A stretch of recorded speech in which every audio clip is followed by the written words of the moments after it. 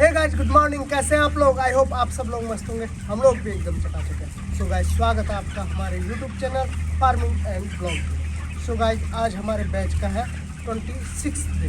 तो सबसे पहले हमने 1 डिग्री टेम्परेचर माइनस कर दिया है और अभी हमारा जो रिक्वायर्ड टेम्परेचर चल रहा है वो 23.4 डिग्री चल रहा है। इससे पहले जो हमारा टेम्परेचर था, रिक्वायर्ड टेम्परेचर 24.5 था, तो आज हमारा रिक्वायर्ड टेम्परेचर है 23.5 डिग्री सेल्सियस। तो दोस्तों, आज अभी तक हमारा बैच जो है बहुत बढ़िया चल रहा था। कोई बीमारी नहीं थी फार्म में। कुछ इकोलाई की बीमारी थी जो अंडर साइज बर्ड में थी, वो हो भी जाती है और वो भी हमने सेपरेट कर दिए थे, तो सब कुछ कंट्रोल पे था। लेकिन एक जो है पिछले दिनों मौसम ख़राब होने के कारण तो हमारे बर्ड में हल्की सी साउंड आती है।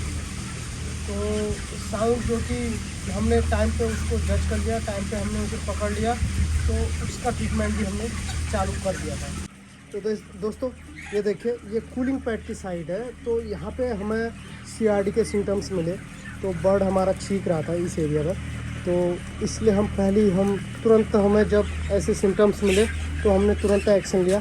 तो देखिए, अभी लीटर को सुखाया जा रहा है। इस साइड थोड़ा लीटर भी हमारा मॉइस्चर वाला हो जाता है, तो इसलिए उसमें चूना डाल के इसकी गुड़ाई कर दी जाएगी। दिन में इस साइड की गुड़ाई हम एक बार सुबह और एक बार शाम करें।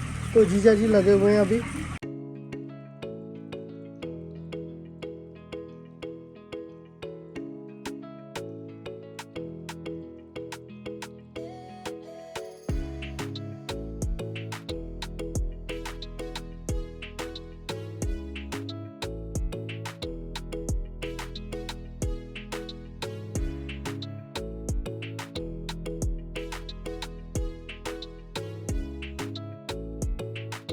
तो दोस्तों, हमें चूना डाल के ये फ़ायदा होने वाला है कि एक तो हमारा जो सीआरडी का जो बैक्टीरिया है वो ज़्यादा फैलेगा नहीं, उसका जो वायरस है वो ज़्यादा फैलेगा नहीं, और दूसरा हमारा जो लीटर का जो मॉइस्चर है चूना वो सोख लेगा।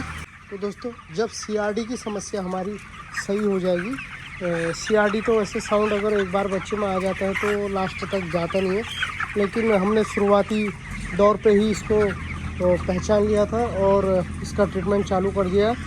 तो मेरे ख्याल से अब हमें इतना घबराने की भी ज़रूरत नहीं है, और फ़िलहाल हम इन्हें कैल्शियम वगैरह नहीं देंगे, क्योंकि इससे हमारे फार्म में साउंड की समस्या और ज़्यादा हो सकती है। तो दोस्तों, आज मैं आपको बताने वाला हूँ सीआरडी बीमारी के बारे में। तो सीआरडी एक ऐसी बीमारी है जो आपका लॉट अगर अच्छा खासा चल रहा है, सब कुछ बॉडी वेट वगैरह सब कुछ बढ़िया आ रहा है, तो अचानक से वो आपके लॉट में आपका एफसीआर जो है डाउन कर देगी। बर्ड फीड खाना छोड़ ही देगा और पानी पीना छोड़ देगा, मोर्टालिटी भी बढ़ जाएगी। तो दोस्तों, ये एक ऐसी बीमारी है, बहुत जल्दी बहुत तेज़ फैलती भी है।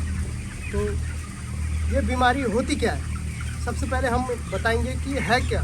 सीआरडी बोले तो जैसे हमें ह्यूमन में नॉर्मल सर्दी जुकाम बुखार हो जाता है, वही मुर्गियों में भी सर्दी जुकाम बुखार जो हो जाता है उसको सीआरडी बोला जाता है। सबसे पहले मैं आप लोगों को ये बता देता हूँ कि सीआरडी बीमारी फार्म में आती कैसे है।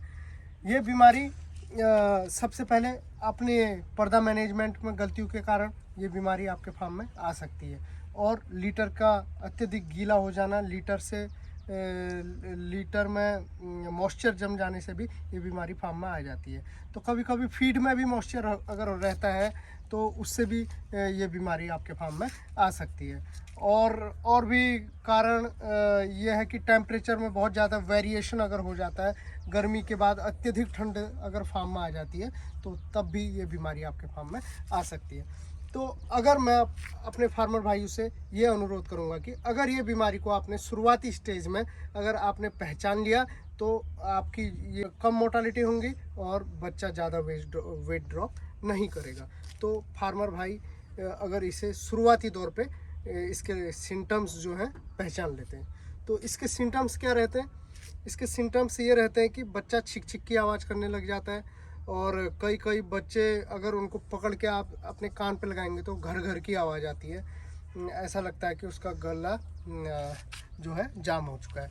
और जो सीआरडी के बच्चे होते हैं वो एक कोने पे जाके बैठ जाते हैं, मतलब कहीं पे भी एक कोने साइड में बैठ के ना तो फीडिंग करते हैं ना ही वो वाटर इनटेक करते हैं, तो इससे उनको पहचानना काफ़ी आसान हो जाता है। तो दोस्तों अब मैं इसका ट्रीटमेंट आपको बताऊंगा। अगर ये आपके फार्म में शुरुआती स्टेज पे है तो आप शुरुआती स्टेज में कप सिरप दे सकते हैं। कप सिरप अगर आप पहले से दे रहे हैं तो उसकी डबल डोज आप दे दीजिए। कप सिरप कोई नुकसान भी नहीं करता है आपके बर्ड को, तो उसको आप कभी भी चला सकते हैं, तो कप सिरप दे सकते हैं। और दूसरी बात ये बात ध्यान में रखनी चाहिए कि कोई भी अगर आप कैल्शियम मल्टीविटामिन वगैरह चला रहे हैं तो इस टाइम पे सीआरडी जब आपके फार्म में आ चुकी है तो उस टाइम पे चलाना बंद करें।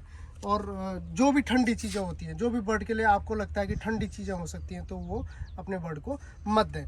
और दूसरा इलाज ये है कि आप इसकी बहुत सारी मेडिसिन आती हैं, जैसे कि ट्रॉक्स आती है और भी बहुत सारी मेडिसिन इसकी आती हैं, तो वो आप मार्केट से परचेज करके चला सकते हैं। और दोस्तों अगर देसी इलाज की बात की जाए तो आप इसको गार्लिक को पेस्ट करके उसका स्प्रे भी कर सकते हैं, और जो मोटा सा जो उसका बचा रह जाता है गार्लिक का, लहसुन का जो पेस्ट बच जाता है, उसको आप फीडर में डाल के अपने दाने के साथ खिला सकते हैं। तो गार्लिक का कोई क्वांटिटी नहीं है, गार्लिक आप कितना भी दे सकते हैं, गार्लिक नुकसान नहीं करेगा। और एक और देसी इलाज है, अगर विंटर के टाइम में अगर सीआरडी हो जाए तो आप अल्कोहल में गुड़ मिला के अपने बच्चे को 5 ml पर 100 बर्ड के हिसाब से आप दे सकते हैं। अगर दोस्तों आपके फार्म में अगर सीआरडी ज़्यादा मात्रा में हो जाती है, ज़्यादा मात्रा में आपको लगता है कि सीआरडी ज़्यादा फैल चुकी है, तो उस स्टेज में आप क्या कर सकते हैं, पैरासीटामोल और एमॉक्सिसाइक्लिन जो 100 बर्ड पे 5-5 टैबलेट दोनों लेके उसका पाउडर जो है बना के उसको अपने फीड में मिक्स करके उसकी सुबह और शाम उसकी 4-5 डोज है आप अपने बर्ड को दे सकते हैं। और उसके साथ साथ पानी में कप सिरप भी चला सकते हैं, तो इससे आपके फार्म में जो सीआरडी की समस्या है वो कम हो जाएगी। और दोस्तों आपको अपना पर्दा मैनेजमेंट भी सुधारना होगा, लीटर की कंडीशन भी सुधारनी होंगी, जो भी फार्म में जो मिस्टेक है, जो भी गलतियां हुई हैं उन सबको सुधारना पड़ेगा।